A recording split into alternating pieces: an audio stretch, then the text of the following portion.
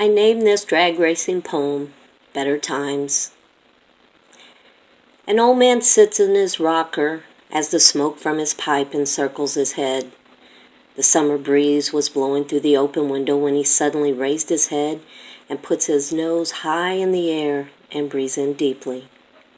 He recognizes the smell from days that have long been gone.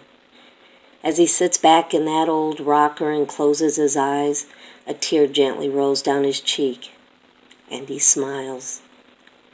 He remembers how his mind was always thinking and his hands were always busy, and sitting idle was not an option. He thinks of late nights and early mornings and deadlines that couldn't wait. These deadlines would take him to new places, meeting new people, and having the time of his life.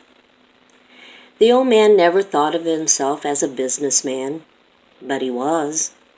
He was also an entrepreneur, a fabricator, a man of many talents. For you see, my friends, this old man was a drag racer from way back when.